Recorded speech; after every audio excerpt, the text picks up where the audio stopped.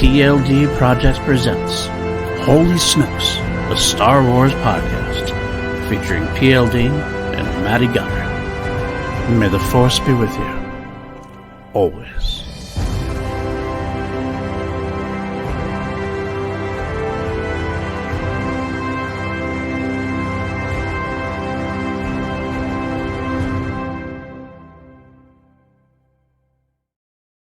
What's up, everybody? Welcome back to PLD Projects. It's Holy Snokes. Schedule changes abound. I had some scheduling issues today. We're going to try to get both The Mandalorian and Bad Batch reviews in, so I might not be able to do tomorrow. So I got my trusty sidekick with me, Matty Gunner. How you doing today, my friend? I'm doing good, man. Bit of a hectic day, but when PLD sends up the bat signal that he's like, "Hey, scheduling conflict. We got to do this now." I'm just like, you know what? What better do I have to do in my life than talk Star Wars with my friend? That's a great question, because I too have nothing better to do at this point, because this is what I like to do. This is something that keeps me happy. I love watching. I love that we got 2 episodes of 2 of my favorite TV shows on the air today. Put me in a happy spot for a little bit. So let's get right into it. We got no real news this week. We got 2 episodes to cover, so we're going to get right into the news, right into the reviews, except for one thing I do want to mention. The one thing that's in the news I do want to talk about real quick, the timeline issue. So Jon Favreau had a quote, or basically it's kind of a confusing quote. I don't know if it's Schrodinger's quote, really. Like, there was 2 years in between, supposedly 2 years where Grogu was training with Luke, in between where Grogu left with Luke and went back with Boba, or with Din, rather. Now, reading the quote, it's kind of hard to tell if he actually meant 2 years in story time or if he meant 2 years in production time, because it could have been either, quite honestly. Yeah. But the biggest thing I have to say about that, who cares? Who really cares? I mean, to be completely honest with you, we never worried about this stuff back in the day. How long was Luke on Dagobah? We don't know. How many years between Luke Empire Return and Luke? Like, it doesn't wreck anything or ruin anything if they were gone 2 years. In fact, it actually helped it, because it helps the argument of people who were saying, he came back too quickly. Well, if he was there 2 years, he didn't come back too quickly. Now, we didn't see any of that, but that's okay, because now we have 2 years worth of spin-offs, or possibly other stories we can get in other forms. Paul, the reason why people are saying what's the timeline is because Jon Favreau is doing such a terrible job. Shut the up. 1 minute it's in Favreau we trust, the next minute it's Jon Favreau's not doing his job right. Jon Favreau should just stick to shut up. I agree. We try to be positive here. We do try to be positive, but this definitely both got our roused up a little bit. It just seemed to be well overblown. I'm going to take it a little step further. I'm going to try to reach the light side inside, reach the hope inside, and just look and say, find the light. I'll stay in the dark. I'll stay right here where I am in the dark. I've got the ring light is the only light that I'm going to be finding today. I'm going to stay in the light. I'm just going to laugh at it and think that it's amusing to me, because it is. In a way, it is kind of amusing to me, because quite frankly, like I said, it doesn't bother me. If it bothers you, I'm sorry if it bothers you. I don't want to say your feelings are invalid, but at the same time, I don't see why this would be a big deal, because it's quite frankly, if it does anything, it helps out the only other issue people have had. So there we go. The same people that let this bother them are the same ones that have a few screws loose. That's fair. Okay, let's get right into it. We have 2 episodes in. We got the season 3 premiere of The Mandalorian, the Apostate. What a great episode this was. We're going to get into that. Let's go right into it. Our first segment of the day. We got Hondo Watch. Who wants to see Hondo? Talk to me. Do we get our first live action Hondo Ohnaka?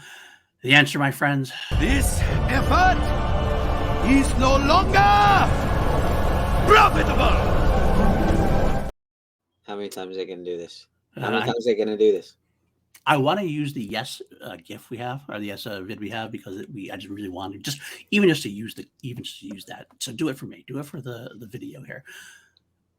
And we could have had him. There's definitely a spot. Obviously, we have the pirates on Navarro. Hondo could have been there. It could have been by himself. He could have been the king. I know he's not a king anymore. Pirate king. Exactly. Can you imagine Hondo being the king of the pirates? Instead, we got this Davy Jones knockoff. which is what he really was. I was kind of surprised. If I had something to pick up, I was kind of like, "Who is this guy? Why are we looking at like this vegetable ripoff? This is your king. This is your pirate king." Is this your king? That was David, bro. That was Davy Jones. They just pulled some extra footage from Dead Man's Chest and put it in the Mandalorian. Yeah, I did laugh at that. I do. We get a lot. I'm a little upset we didn't get Hondo, but you know what it is. It is what it is, and hopefully it's just laying the groundwork for future. We'll see what happens. I still think we could be the year. This could be the year. Please, oh Lord, please, in the Force, let this be the year. All right, let's move on to our next segment. Then we don't have the mission briefing for Mando Watch here. We got the bounty. I can bring you in warm, or I can bring you in cold. And this is where we kind of slowly break down the what happened in the episode. Not too deep dive. We save that for the segments. You can find deep dive like synopsises and plot reviews elsewhere. We don't want to waste your time in that. You watch the episode. If you're watching this, you watch the episode. But we'll talk about little things that hopefully will spark some conversation either now or as we go on to the rest of the segments. We open up in a very cool segment with the armorer making armor. And I honestly thought, I don't know about you, I kind of thought it was a flashback at first. I thought we seen Din get his helmet. Literally everyone that I have spoken to about this has thought, "Oh, I thought that was a flashback." I was on a watch party. Shout out to the Dano channel. Dano was doing a watch party for the Mandalorian. Everyone in the chat was like, "Oh, it's a flashback. Oh, we're seeing Din get his helmet." I was like, that kid doesn't look like he could be Din, but I'm rolling with it. And then obviously we get the N1 come through. What they needed at that point was a Mandalorian Steve Irwin. That would have done it right, absolutely. There should be a Mando Steve Irwin. You think he kind of comes on, he's got the crikey, even he's got the armor, the helmet on, maybe a different kind of helmet for him specifically. His little band satchel or something he can bring with him. It's a beauty.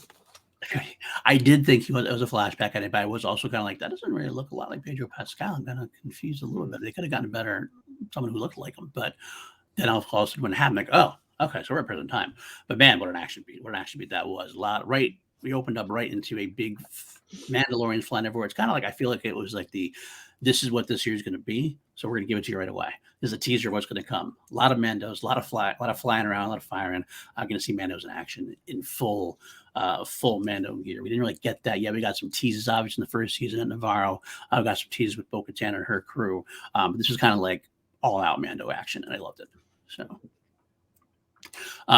when Din shows up, of course, we do get the conversation with Din in the armor. And I will say, to me, I felt this was a little bit of a waste of time because it kind of felt like it was like a retread.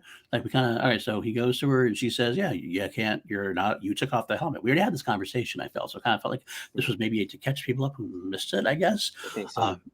And that's fine, I guess. Again, I guess narratively, I don't think we needed it, but it did like kind of set Din and like, okay, so Din left, wasn't going to be the Mando, and then he went and did his thing with Boba, and I came back. We're basically having the same conversation. I guess that's going to set him up to where he's going this season, which is fine.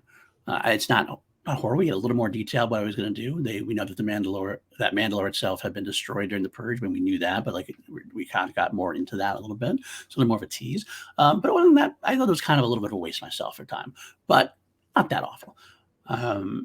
Next up, we get Grogu and Din going into the N1, going to Navarro to visit, to give his grief. But on the way, which is the most interesting thing to me, we get Grogu seeing the Purrgil in live action.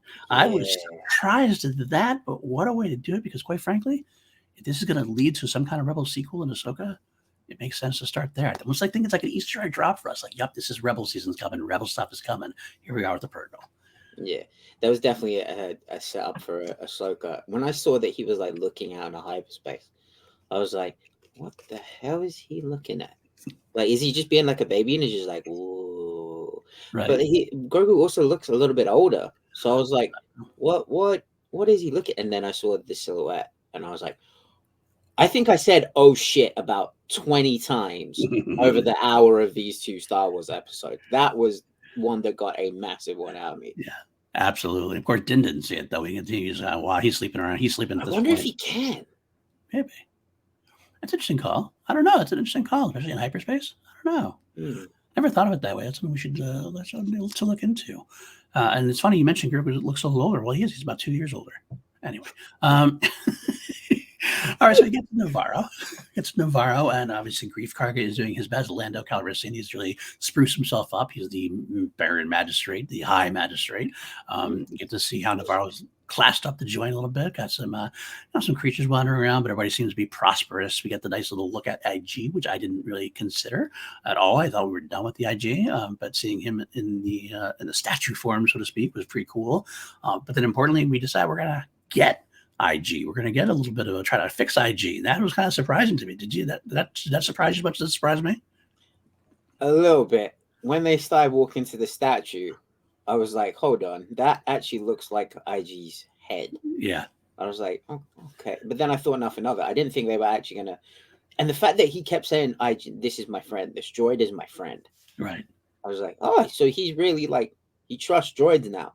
But then when Grief was like, no, we can get you another droid. He was like, no, I want that droid. And can I shout out the droids that I am forever now going to be calling the DR1P droids, the drip droids. Drip droids. They were holding Grief Karga's coat. I love that. His cloak. That was so good. That was so good. He's just like, every little bit of power he's got now, he's just going to milk it. And I'm here for it. I really want to see Lando visiting Grief at some point. My That'd be a great combo right there. Let's make that happen. Let's make Carl Weathers and Billy D in a scene together. Come on. Oh, that'd be golden. yes. It's a golden time. You could be comparing cloaks. You could be comparing outfits, playing a little sabacc. I love it. And then maybe taking out a pirate or two as they do when you get the pirate. Navarro Fashion Week. That's right. There you go. A little fashion crosswalk there, walking down the crosswalk. I like it. We do get some run-ins to some pirates, of course. We get to see the pirate there. That's I forget his name, not the king there. The other one, the Vane. Vane. Yeah, Vane. Looked at like that could have been Hondo as well. So I was a little annoyed, but it was kind of a nice little action beat there. Get to see that, and he's making it clear that we're good. But the interesting part, of course, to me was we got the final say on one Cardoon. No longer in the show. She has not quite crashed into a planet like I thought was going to happen. Going to crash into a planet, never see her again. But she's been taken in by special forces and gone on to different missions that we will never see. Yeah. I'm surprised they even brought it up. I am too. It's a little bit ballsy, but I'm less surprised after I heard the interview. I know Dave Filoni and Ron and John Favreau actually addressed it, saying that it seems like Dave actually likes the character a lot and thinks that you shouldn't knock the character because of the actress. And I think that's a fair point. I mean, it was a good character overall. So why should the character suffer just because the actress did what she did, or is who she was? She is, I guess. So we get to hear that the Cardoon guy is a Cardoon is lived happily ever after if the other person did not, so to speak.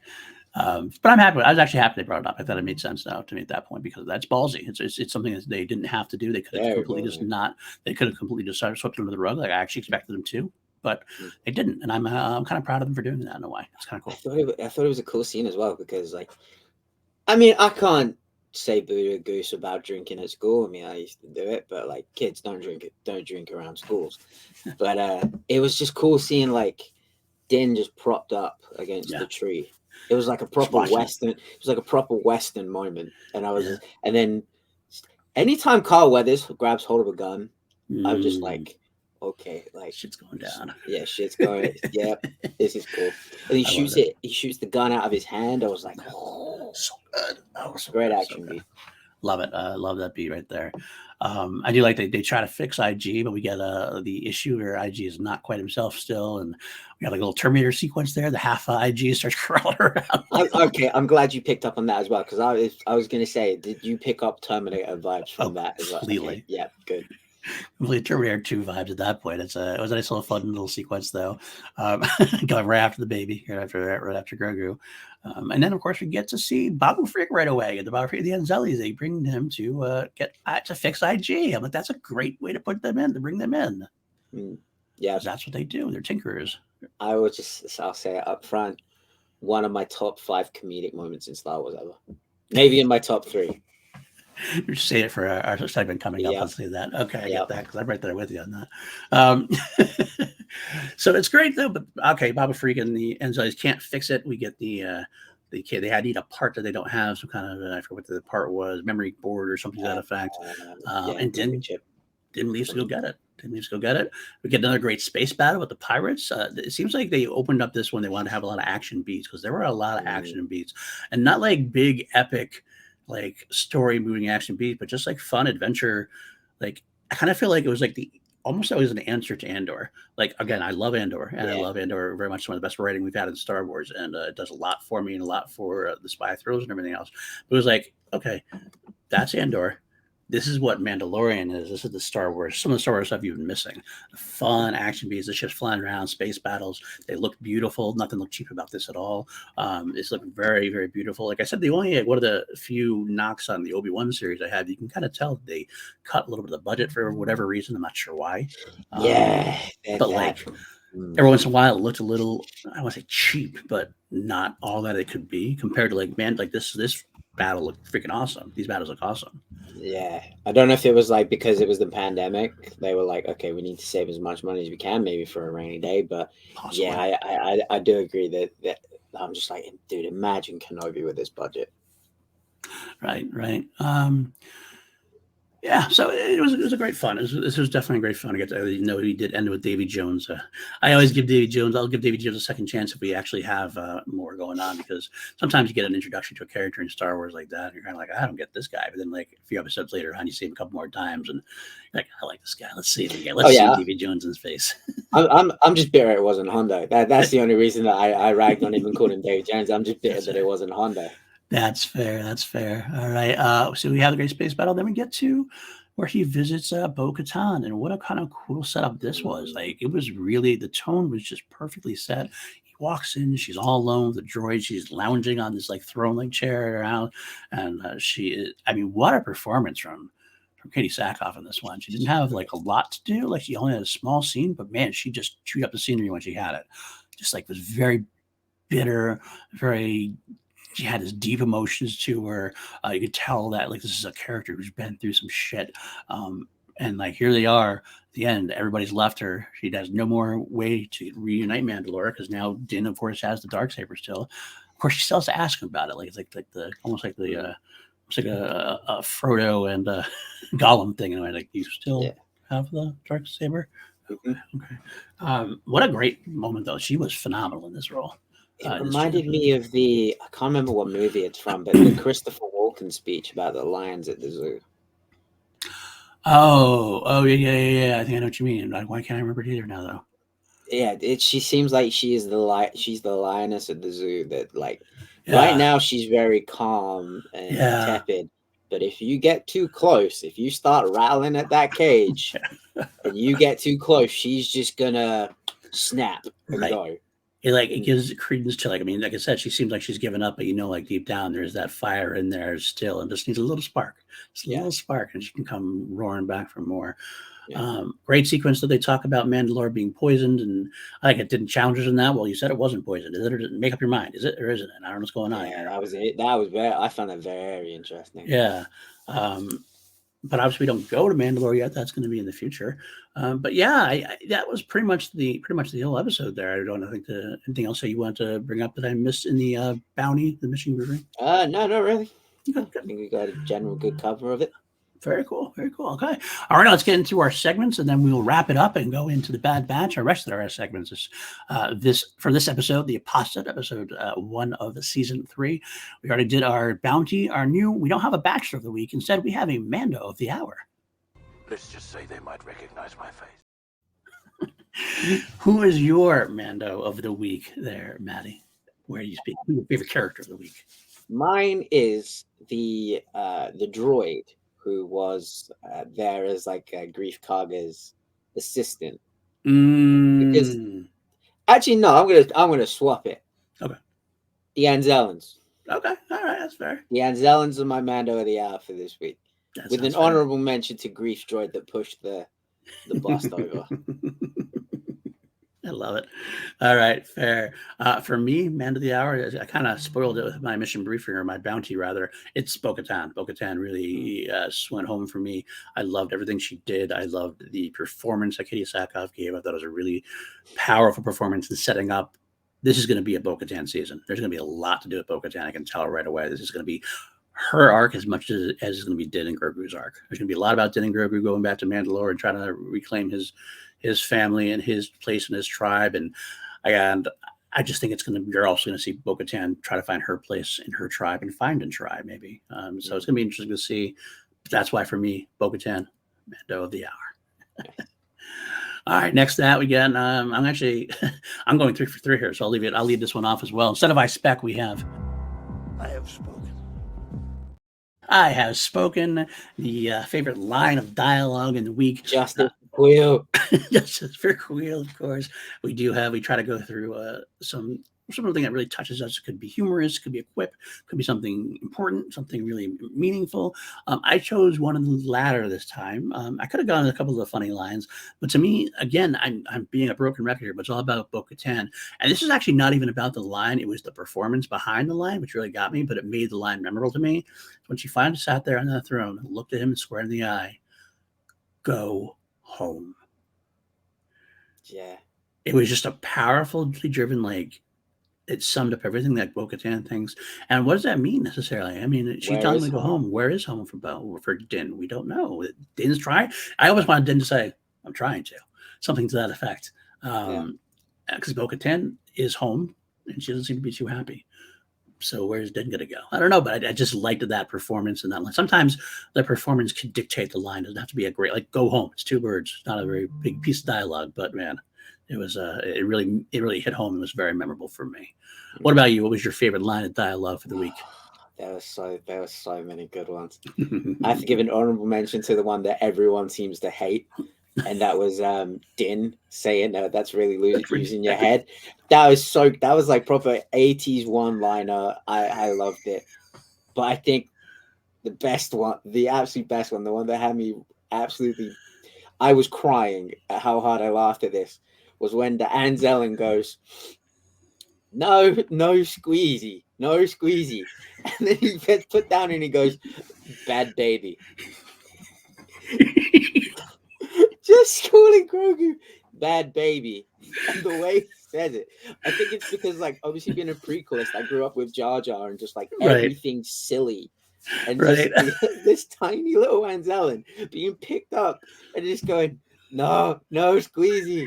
At first I thought he said squeeze me, then I rewound it. I was like, no, he said no squeeze me. Right, no squeeze me. And then he just goes bad baby. So mine is no squeeze me, bad baby. Grogu definitely up to some shenanigans this week, as always, into our hearts, of course. I did like that sequence as well. That was pretty fun. I love the fact that they follows it up where he goes for it again, and Din's like, you gotta stop. He's not a pet. All right, that's for this week. Let's get back to some of our usual segments. Now, this week's we get the put that in your holocry and snoke it. Do you ever hear the tragedy of Darth Plagueis the Wise? Of course, when we take something from the episode and we want to do a little bit of a deeper dive into that we didn't get yet, somewhere along the way, this might be a future episode. This could be a spin-off, a book, a movie, a TV show, something where we get a little bit deeper into something that was mentioned or brought about in this episode. And for me this week, I want to go with Davy Jones himself, because I want to see, of course, his interactions with Hondo, because Hondo has to know. He's a pirate king. They gotta have the pirate adventures. Give me more pirate adventures. Give me King Gorian Shan. Maybe Hondo and Gorian Shan could be a duo. Maybe they work together at some point. Give me more of that. And that's not just because I want to see more of Hondo. I don't want to see more of the pirates in general, and of course would help me get Hondo. I want to know if, obviously coming from a monarchy that is put into power, some royals are elected. Right. I want to know, did Hondo lose an election for this guy to get put into place? I think he's a self-appointed king, and Hondo's going to have to take it back and go, no, there's only one king. You're talking to the king here. Yep. battle for the pirate kingship. I like it. I like it a lot. Let's do it. That's what I want to do. It was a cool looking ship too. Kind It of reminded me of the Eclipse from Legends. Yeah. It's not Yeah. bad. That's right. I kind of recognize it, but I didn't put my finger on it until you mentioned that because that's exactly what it reminded me of. I like that whole space battle, the whole thing. That's why they had all the other little battles. I kind of thought we might get some more of the episode 2 audio bomb thing that goes off. I forget what they're called. Those were kind of fun. But we got into this big ship, and it was kind of a great moment there. What about you? What do you want to see more of? What do you want to Snoke as far as your I want to see more of the glow up of Grief Karga. Nice. How it happened, or more like how it happened. I want to see like the infrastructure of Navarro getting rebuilt and him coming to power as the high magistrate. High magistrate. That's it. I wanted to get it correct because I know if I just called him magistrate, he would be offended. I didn't want to offend the high magistrate. So yeah, I want to see more of the glow up of Grief Karga. I agree. I think that'd be great, and then maybe that's where we see Lando. Maybe that's the Lando and Grief story. Lando helps along. You got to look good. You got to look good what you're doing, my friend. Yeah. What if like Lando arrives and he's just like, you know, what your problem is. You know why these people don't respect you. You don't wear a cloak. That's what it is. And he's like, okay, I get it. Lando, Navarro, and Grief. Let's do it. All right. Next up, the little segment we call it "Seen a Lot of Action." A lot of carbon scoring here. Looks like you boys have seen a lot of action. This is, of course, our favorite action beats of the episode, and quite frankly, man, this is full of choices. There are so many choices you could choose from. I went with the opening sequence with the Mandalorians versus the Beast there. Because, again, like I said, it was just such a setup for me. It feels like it's setting up the whole season. I've been wanting to see so many Mandalorians in action together. We hadn't really gotten that to this depth. All the Mandalorians running around, all of them working together, bombing the hell out of, at least in live action, bombing the hell out of this beast, working to save the new member of the tribe, so to speak. Din coming in with the spaceship like Han Solo in episode 4, last minute to come in and take care of business. It's a great way to begin the season. I thought it was fun. I thought it was exciting. And as far as the action beats go, there's plenty of them, but this was the one that stuck with me the entire episode. Yeah. God, there's so many to choose from. I think I'm gonna have to be that guy and go with the space battle at the end. Okay, absolutely. Just the way that the N1 would like disappear behind the rocks and then come back out like behind like one that was a completely different direction. Yeah. Like, how the hell is he getting around that? And then the moment where he's flying, they're about to pull him in, and he just goes, "Kid, never trust a pirate," and hits the sublight speed button and just disappears. I was like, yes, get out of there. When he flicked the thing, I was sitting there going, do it. Press the button, press the button, press the button. It's all educational. Mm-hmm. It's all teaching Grogu how to live his life. He's in charge now. Luke taught him some things. Din's got to teach him about being a Mandalorian. So that's the life he's chosen at this point. So I love it, though. That was my other one. If I didn't choose the opening one, I would have chosen Space Battle easily. All right, next up, we got a little segment we call Laugh It Up, Fuzzball. Laugh it up, fuzzball. This is our humorous moment of the episode. Always have some laughing moment in there, chuckle or anything else. I will say, I know what yours is already, I believe, so I'm going to choose something else. I was going to choose the same thing you chose, but I'm going to go a little earlier on. A simple thing. It was actually from a TV spot. I just love watching Grogu spinning the chair around. Yes. Yes. I've got a great chuckle. I'm like, that's exactly what I would do. If I had the Force, I would totally sit back and go, yep, spin me around. Yeah. we got a lot of great Grogu moments. Just like when they landed in the opening segment, when they landed and Grogu just pops up and he's like waving. they just blown the hell out of this gator, and then he shows up and he's just like, hello. Hello. Kind of reminded me of Omega, actually, in a way. It's kind of fun that way. Yeah. That's me. So what about you? Are you sticking with the Anzellans? I'm sticking with the Anzellans. Just solely from like in a previous life when I used to work in IT, like I recognized the Anzellan showing up at the door and being like, what do you want?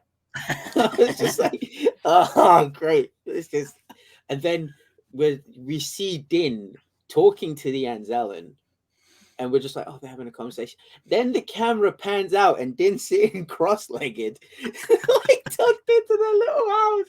And I was just like, this is great. This is the exact kind of wackiness I want from Star Wars. And nice. Just where they're like, droid. It was like not droid memory go black. But the Andalans seem to have a thing with droids and their memories that they can't seem to quite get around. Right. Yeah. Like That's true. it's become like their technical Achilles heel. They're like, droid's got a memory problem, but we don't know what to do. I love it. I love it. Oh man. Okay, that's good. That's a Top good 3 point. comedy moment in Star Wars. I had tears running down my face from laughing so hard. My stomach was hurting. I don't blame you. I was still chuckling quite a bit myself. I'm still chuckling at it. All right, let's rank the show then, because we always rank it 1 out of 11 or up to 11. That's what we always rank it up to here on PLD Projects. It's a ship that made the Kessel run in less than 12 parsecs. The con said less than 12, so it's got to be 11. Out of 11, I'm going to give this a solid 9.5. I thought it was a great opening. It get us right into it. I will say the one thing it maybe lacked is that there wasn't this big like hook that we had at the beginning of the like season 1, episode 1, and season 2, episode 1. Kind of had this like hook at the end, that kind of like, oh shit, let's see what's going on. There's less of that this time, but I'm okay with it because we don't need it at this point. We're already hooked. We're already involved. This was just a setup, but basically a table setting moment. Let's get our pieces in order from Boba Fett, from Bo-Katan is. Let's see where everybody is, and we're going to charge towards that goal. Obviously, all roads lead to Mandalore, and that's where we're going. So I thought it was a perfect way to set it up. Great action bits, great humorous bits, story setting up.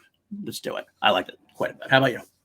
I'm gonna give it a. I think I'm gonna give it the same. The 9. I'm gonna get 9.5. I think is a fair score. I think the one thing that would have pushed it to a 10 for me is if when Bo-Katan asked about the Darksaber, Din pulled it out and went, "Oh, you mean this? You still want this? Come and get it. I'm standing right here. Come and get it." Well, that's kind of the funny thing, though, is I think that like that's unfortunately at this point. Maybe Din has changed with it because he's had it for a while. So I mean, at first, Din was ready to give it to her. Like, yeah, you want it? Come take it. Yeah, you can have it. Whatever, if it's that important to you. But he didn't bring it out. And I think that's true too. Like, he saw the hunger in her eyes and saw that he's going to need it when he's where he's going. I think he did. I think he was just like, let me keep this out of sight for a minute. Just be like, yeah, I got it. I don't have it with me though. Right? Yeah, I got it. Let's try. All right. Last but not least, in our little segments here, we got Force Premonitions. All right, the premonitions we have about what's coming up next. I got one for you.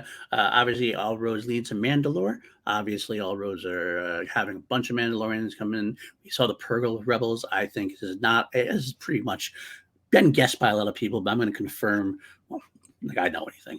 I'm going to agree with these positions that we're going to get Sabine Wren sooner than later, and that's going to lead us into Ahsoka. We're going to see Wren come back. We're going to see her in this fight for Mandalore somewhere. I don't know which way she's going to lie. I don't know if she'll lie with Bo-Katan, or will she agree that Bo-Katan fucked up? Will she go with Din and see that? Will she try to get the saber back from Din because she doesn't think Din's worthy? Will she see Grogu? She's had obviously works with Ahsoka. She's had worked with Ezra and Kanan. She knows the Force. She knows the Jedi. It's interesting to see. I really want to see her interact with people. I feel like it's time. It's time to get Sabine in. Let's get her. We already have Ahsoka. Let's have Sabine and Ahsoka together to lead into the Ahsoka show. Yeah. One thing that I picked up on, and it's amazing that through the Mandalorian I've learned how to like tell facial expressions through masks and like body language through masks. Yeah. The way that it's Paz Vizsla, right? It's yes. the big guy. I always get the Vizsla mixed up. Yeah, me too. Paz Vizsla was looking at that kid like, that's my boy. Yeah. That's my son. Like that looked like a proud papa moment. But he was looking at that boy like, my boy's becoming a Mandalorian today. And then the Gator comes out and he pushes his son out the way. But it's not him that stopped the creature. It was Din. So I have a feeling we're going to get a bit. He's shown that he lets his ego get to him a bit. So I think we're going to see the start of planting that seed of Paz Vizsla being like, you interrupted my son's ceremony. You made me look bad. You made me look like a chump in front of my son. Like, I'm gonna get you back for that. I like that. That's a good call. Interesting to see. We don't get we have a lot of Paz interactions before. And again, with the Mandalorians all fighting each other, are fighting together and against each other probably at this point. We're going to have to see some pieces be set up against each other. That's a good one to definitely set up. At least a little subplot there that would work, add a little texture to the show. Yeah, good call. I like that. It's a good call. Alrighty, that's it for our look at the Mandalorian season premiere. We got another show, of course, we got to watch. We watched the Bad Batch last night. Bad Batch, we got another great episode of the Bad Batch, episode 11 of the second season. This one called Metamorphosis. Let's go right back to the beginning. We got to do it again. Hondo Watch is still on. Did we get Hondo in Bad Batch this week? Who wants to see Hondo's book? Talk to me! This effort is no longer profitable! All right, yeah, I'm done. No, we don't get it again. But at the same time, I didn't really expect it during this one. This one, he didn't have as many places as he could have fit as compared to, say, in the Mandalorian with the Pirate King there. A pirate king. All right, let's go back to instead of, no, this is not the bounty. This is the mission briefing. What do you need, Rex? Any chance I could use you for a mission? All right, this is where we have the episode comes down. We have a great opening sequence set like Alien, basically. We have a clone commander fighting off some unknown beast at this point. He's running around this derelict ship, and it's seen better days, as we see right away from the beginning. And then, of course, the beast gets the better of the clone commando. That's kind of our cold opening. What a great hook! What a great moment! Already worried like this is going to be a horror episode to a degree. And they sell that, and they king it up as they go along. If not, definitely a monster movie, if nothing else. We get to see going back to Wayland, which is great. I didn't expect to get Wayland quite so at this point. Thought that might be saved to the summit episode, as they call it. And we get our new Rampart, it seems. Basically, that's what it feels like. That the new doctor here, Dr. Hemlock, is going to be our mid-level bad to replace Rampart, who we, of course, lost to Imperial prisons last episode a couple episodes ago, when Palpatine used him to get what he wants and then discarded him like an empty beer can over his shoulder. Dr. Hemlock, what a great character that this was. He kind of great voice, had a great moment. I liked him quite a bit. Yeah, I thought it was Sam Witwer at first. I can't remember who it was. Someone in one of the Discords I'm a part of did say who it was. It was someone who's in It's Always Sunny, but I can't remember for the life of me who it was. It was Jimmy Simpson.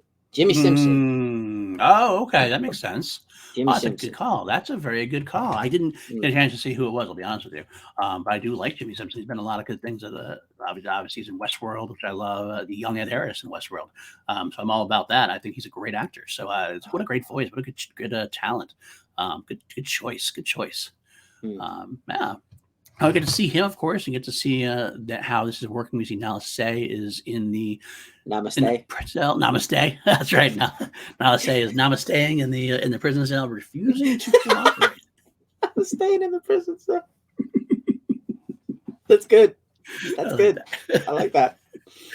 Of course, we get to hear about that. Of course, we have his minions talk about this ship that's gotten away, and obviously at this point, I think we both knew what it was. I mean, if we had any guesses before, if we had any doubts before what the beast was in the first part of the episode, we get it confirmed once again. We were fooled. I kind of like the episode. I kind of like the fact that we got the Mechazoid beast earlier, because all of a sudden it was like, oh, that's what we got. So we didn't get the Zillow beast this year. Okay, I'll put it out of my head. Oh no, we still get the Zillow beast. We get the Zillow beast, a young Zillow beast, a Zillow baby beast at that point. And of course, Dr. Hemlock's like, we got to get this guy back under control. So that was a good call there. But then of course we also find out that the prime minister there, we all kind of assumed was killed on Camino. What a rat! Yes, what a rat indeed. We thought he was whacked. We thought he was whacked out of his gourd on Camino, but we found out he was just languishing in an Imperial prison cell until he has to come and rat out Omega to Hemlock. I was like, cool. He's not going to talk. Awesome. Like he's just like, he's coming in. He's in cuffs. It's like, no, you destroyed my planet. Why the hell would I help you? And then he rats out Omega, and I was just like, you son of a bitch. Interesting enough. I love to see where that's going to go now, of course. But it made Hemlock very worthy villain. He was very intrigued. Ooh, we have a lot to talk about, don't we? That's, of course, happens towards the end of the episode. But let's go bring it back a little bit. We get to see the Bad Batch traveling on the Marauder. We get to see the crew facing down Sid and kind of giving her some shit. I actually wondered if we weren't going to just pass it up. I kind of thought they might just like sweep it under the rug. But no, we didn't sweep it under the rug. That Sid left them behind. It was one of the things where he's just like, well, hey, you're okay now. Why are you fussing? You got your shit back. It's all good. But they are here, and Omega gives her shit, which is good to see. Omega stepping up for herself even more. Put in the tech, you left us. We don't like you. To the point where Hunter's like, yeah, we're not. Well, why would it work for you? Until she has to like come grovel in the back a little bit. I like how this is set up. I think we're going to see another showdown at some point at the end of the year. And I think we're going to see Sid. Sid could be. We can see the end of Sid potentially at this point. But I did like this little sequence here. What about you? She's gonna rat. She's 100% gonna rat. The way that they were talking to her, and the way that Tech said, perhaps we should try a more diplomatic solution, just because of what she knows. I feel like Hunter was just like, nah, fuck a diplomatic solution. We're going with aggressive negotiations. I think she is. I think Hemlock's going to track her down. I honestly don't think Sid's going to rat like as easily as Lama Su did. I think that she will get a little torture done probably. Because I think they'll set her up as like this mid-level kind of creature. Like she does have some feelings for Omega and everything else. But she's not a strong person, so I think she'll a strong creature or whatever she is. I'm not sure she's Trandoshan or what is she? Trandoshan, yeah. Trandoshan, okay. I think that she will break. She'll break, and that's why they will find out from her. And that'll be the end because they're not going to trust her anymore after that. And it's going to be kind of a sad but understandable ending for them. But they get the new mission, which is, of course, the derelict ship we saw in the beginning, the derelict ship that we know now that the Wayland crew is also after the clone commandos there, which is interesting to me. I love the fact that the clone commandos work with Wayland. That makes sense because they're the big cloning crew, Yeah. So it's nice to have a place where the clones we're wondering what's going to happen to clones. They're going to go to Wayland to become security on Wayland, which I like. So we go to this place. We go to this planet where this crash ship is. We see a village nearby. And right away, we're like, ooh. Zillo Beast, a village, the Empire. This could be very shitty. This could be very shitty. Of course, the Bad Batch cases the ship, goes to the ship, finds no signs of the crew. They do see some scratch marks. Of course, they split up. Tech always goes to the so we can find out on the bridge while the rest of the crew search, and they do find baby Zillo, baby Beast, and I love that sequence quite a bit. Hunter walk away slowly. It's bad even when Hunter's like, we need to get out of here. Bye-bye. It's a big battle. Got a big battle going on when the little beast does find them, of course. Tech try to figure out what's going on, how to best get them. The beast escapes, gets the power generator despite Tech's fervent desire to try to get them not to let him get to the power generator so that she grows to a big beast, goes to Mama Beast again. And what a battle sequence this is. You have the villagers there, you have the village crew. It's reminiscent of Coruscant, but less because these people can't fight back at all. You got the Bad Batch is the only thing standing between the village and certain destruction, and they're doing some good things there. But of course, they can only basically survive. They can't do anything to save the day because that's what we know. The Zillo Beast is pretty much impenetrable until, of course, the Imperials show up. And it's the same type of weapon over that they defeated him before with Chancellor Palpatine's, as Chancellor Palpatine had ordered previously. It was good to see. I love the fact that we get the unused, the left open-ended ending that we have from the Clone Wars, where we were going to get this happening. Palpatine said he wanted to get this beast cloned. Well, we got it. We got it cloned. And then, of course, the best part about to me is the fact afterwards. Like, I didn't even think about this. I was a little distracted during the viewing, maybe. I didn't even think about this. I'm like, oh, fuck, the Empire's going to have to take care of the villagers here. Because they saw the Zillo Beast, and no one can know about the Zillo Beast. And what a sad, powerful moment that was. Done, obviously, a younger show. It's not done with a lot of blood and guts and everything else, but you know what's going down, and it's scary.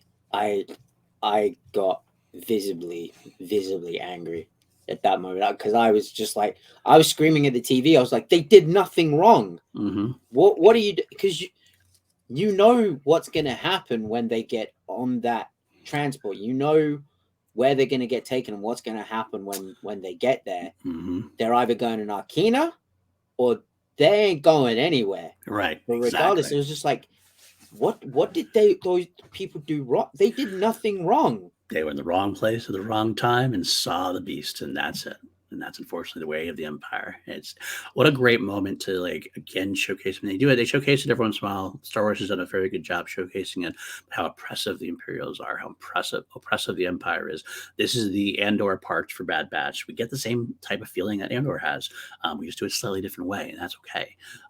But yeah, it's very, very powerful. Very powerful. And I love Scorch as a character, who's the main arc commander there for the Delta Squad. Mhm. Like seeing him there doing that, I was just like, "You son of a bitch!" Yeah. What was? Because I'm pretty sure that was him. And I was Was it just like, Scorch? Oh, I didn't even realize that. I don't think I missed that.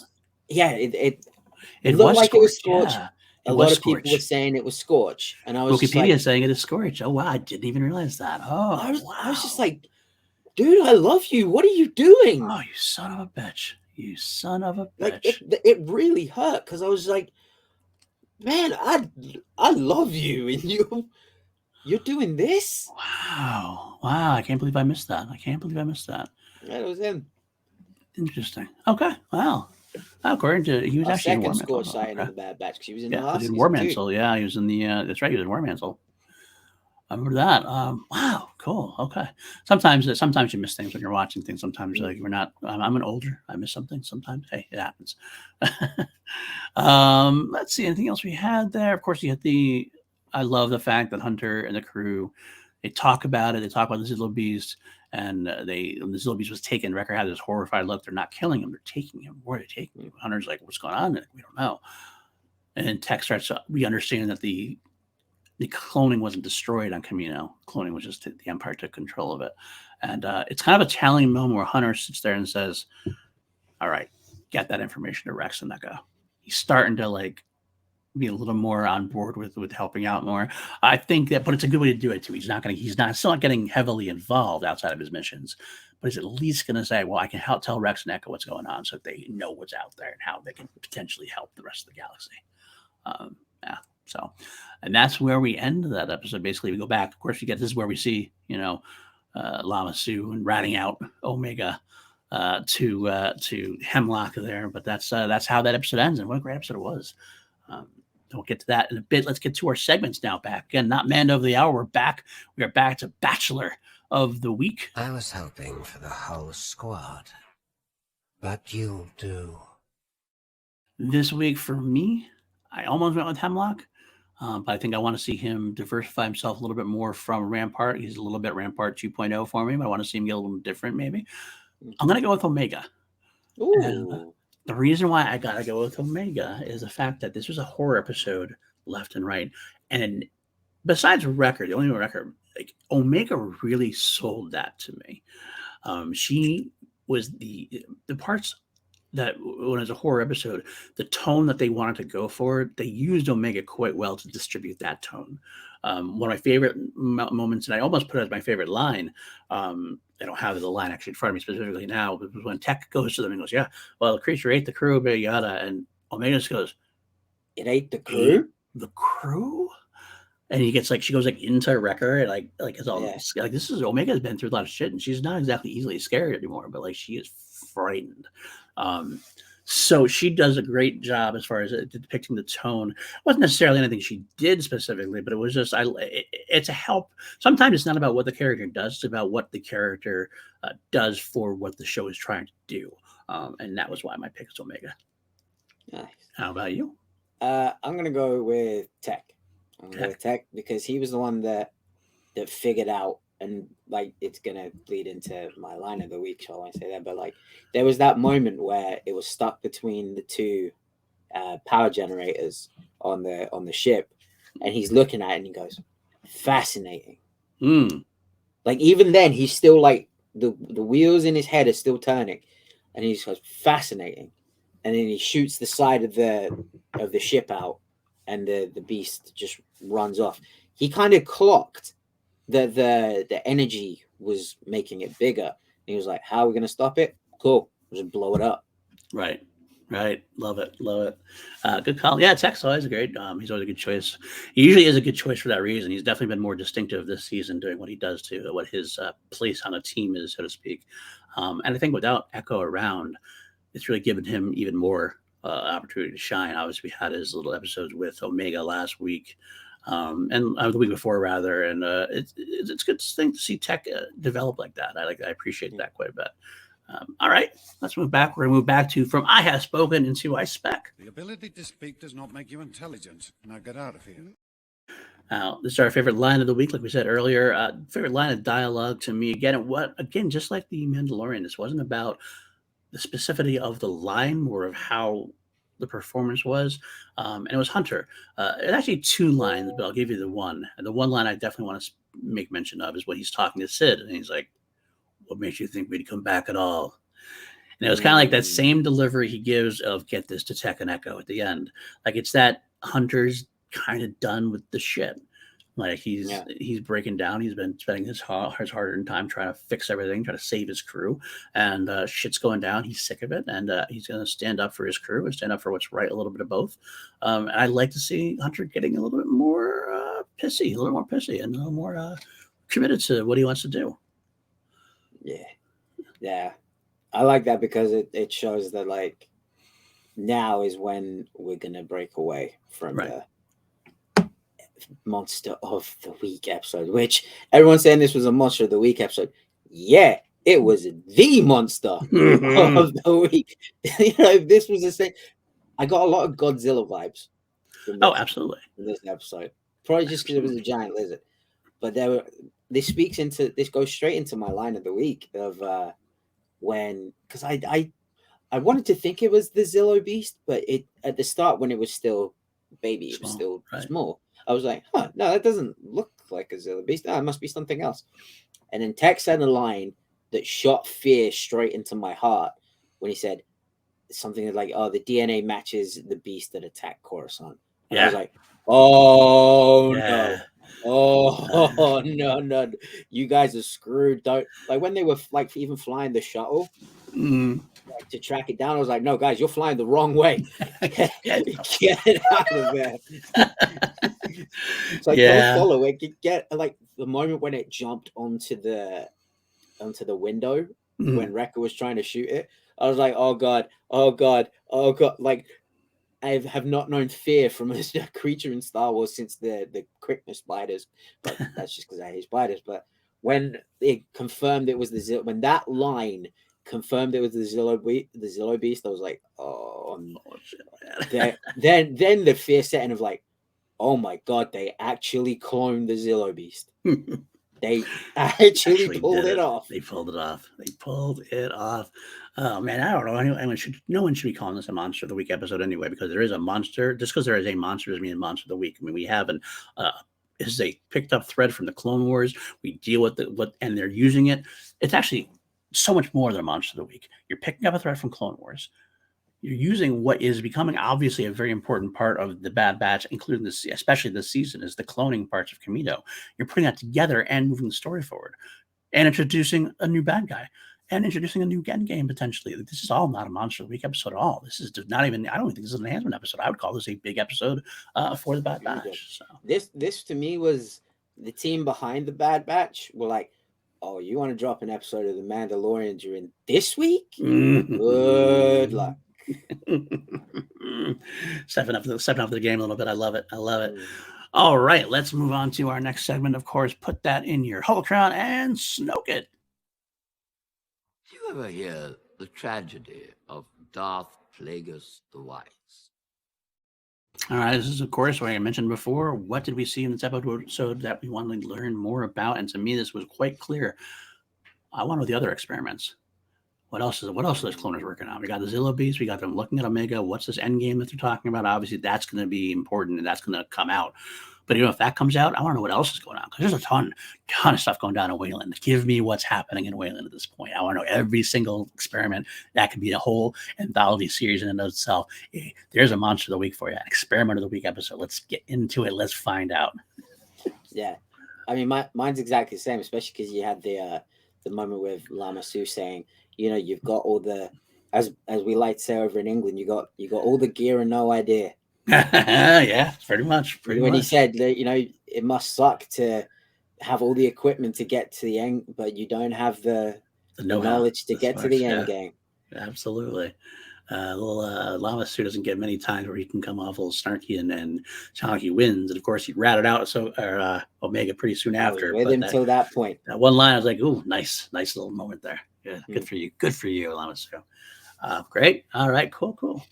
All right, next bit, of course. Let's take a look at the action beats. We got a lot of carbon scoring here. Looks like you boys have seen a lot of action. Again, like Mandalorian, we had a lot of action beats to choose from. And again, like Mandalorian for myself, I'm going to go with the opening sequence. The opening sequence with the clone commander fighting down the Zillo Beast baby. Because quite frankly, again, both episodes, this sets up the tone for the whole episode. Like I said, all of a sudden, I'm watching an Alien episode of the Bad Batch. I'm watching Alien a little bit more. It becomes Alien to Godzilla as we go as the creature grows. For a lot of the episode, it's a derelict ship, a beast running around killing people, killing crew left and right, and our crew can't really kill it, so they got to figure out a way to survive. And that beginning just sets it up completely. You got a clone commando, one of the most badass troops in the galaxy, and he is taken care of pretty easily. So that was the Alien resurrection of Star Wars. Yeah, we're gonna go there, are we? We're gonna go there. Let's not go there. Son of a bitch. Alien, the original Alien of Star Wars. All right, Maddie. Now that you skewered me a little bit, let's go into your action beats of the week. My action beat. It was a very, very small action beat, but it got such a large reaction out of me, and it was one that kind of flip flopped because when the Beast was going to the town, you have the shot of the Republic cruisers come in and the gunships come flying down. For a split second, I was like, yes, the Republic. Oh no. Right. Because then the separatist fight is coming behind him. I was like, oh no. And it was just that split second of like, yes, the clones are here. Oh shit, the clones are here. Yeah. It's funny. I watched that with my son recently. I've been watching the Bad Batch. We're not caught up with this episode yet, but like he said, one of his favorite parts is the fact that it's a great moment in Star Wars. We see the clones becoming the stormtroopers, so to speak, or at least the clones working with the Empire. And it's such a different transition where we were rooting for the clones before. They were heroes before, and now they're not. So the audience is kind of like the Cody of it's kind of like a Cody in a way. Like they're kind of sticking with him, but like they know something's wrong. And it's exactly the same way the clones come in. You're like, yes, but no. Scorch, you motherfucker. Damn you, Scorch. Damn you. Yeah, good call, though. Good call. I like the action beat as well. Specifically, I like the action beat that comes up right after that when they start using that weapon that we remember from the Clone Wars and how it works on the Zillo Beast. Kind of a nice reminder there. Nice little callback. I was like, what are you doing? Like, leave it alone. This time I was like, no, put that fucking thing down. Fair enough. All right, next up, we got, of course, Laugh It Up, Fuzzball. Laugh it up, Fuzzball. Not a lot of comedy this week at all. There was actually very few comic moments. It was very good. I mean, that makes sense because it's Alien. I'm trying to think of one. Not many snarking. The only one I got that I kind of liked, which was it made me chuckle a little bit, was when they're on the radio. They met the Beast. They're running away, and text like it appears this is some kind of laboratory facility or experimental facility. Rex is like, yeah, we know. Oh yeah. There was. We got that. Yeah, that's right. We got Wrecker got. I'm glad Wrecker got a moment. Yes, because if you put any of that crew, who do you think is going to be the one to go up against the massive Beast? It'd be Wrecker, right? You think it would be Wrecker, right? You think he'd be like there holding the tail, doing like the Hulk in the Avengers. But yeah, I don't know. Comedy moment. I think okay. I'm gonna warp it a little bit. Okay. I thought it was kind of funny how Hemlock was so similar to Pershing. Yeah, I thought it was Pershing at first. They kept the shot behind the back.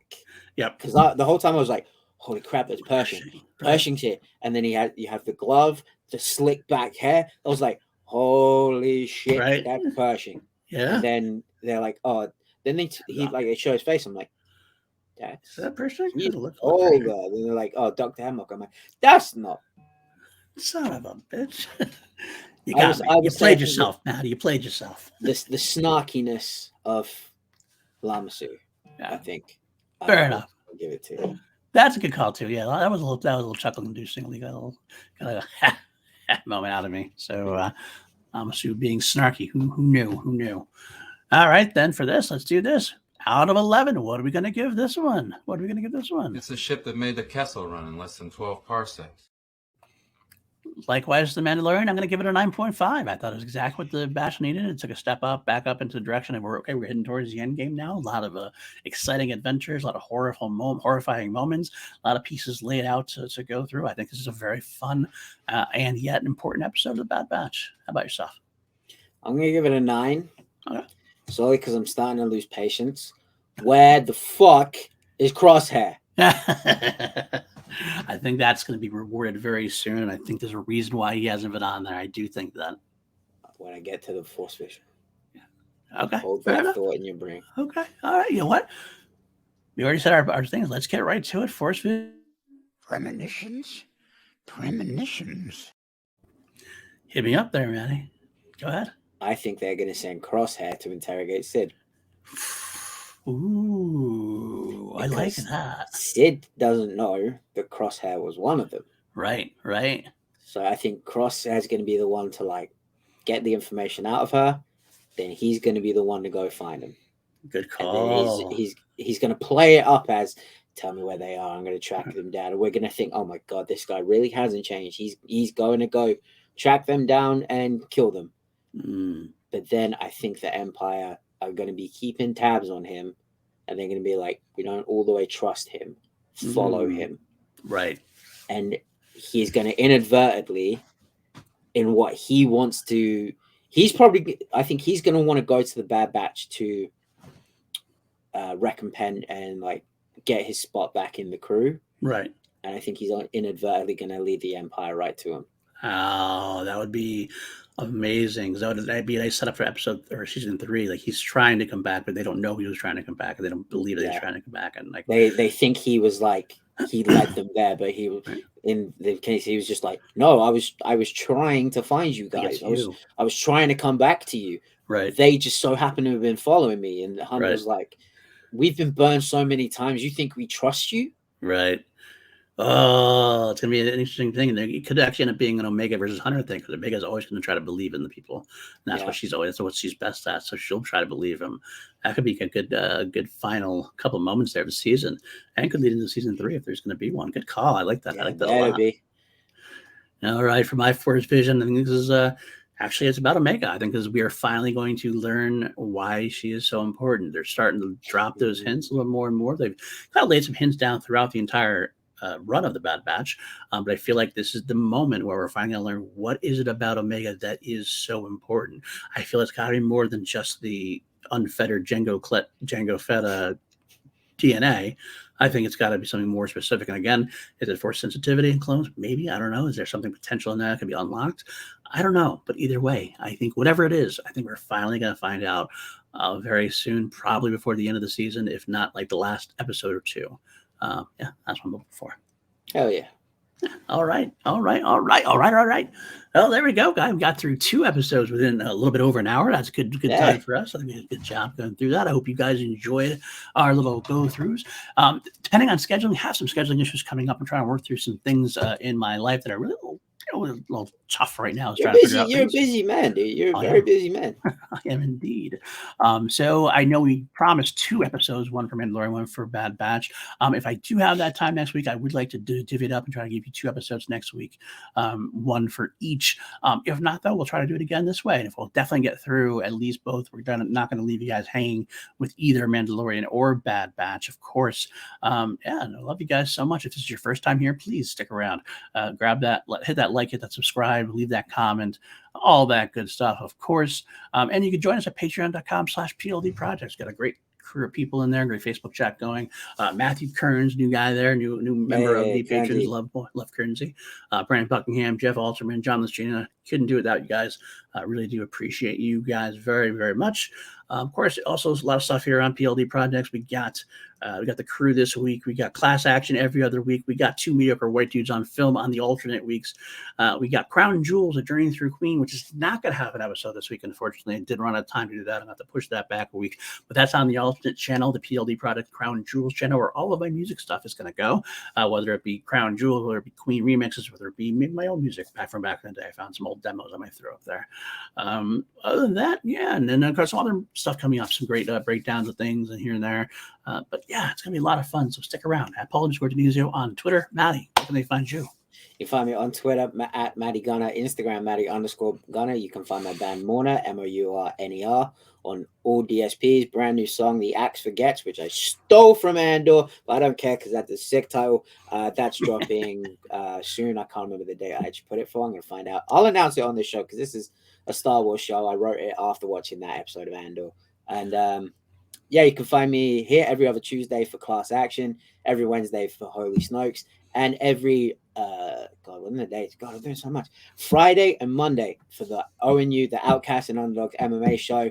This weekend we will be previewing UFC 285, the greatest pound-for-pound mixed martial artist of all time. John Jones is back, going for the heavyweight title. We're going to be breaking that down, and yeah, it's going to be a lot of fun. All righty. You heard it here first, and you heard it here last. Until next time, guys, we will see you soon. Take care. May the force be with you. Always.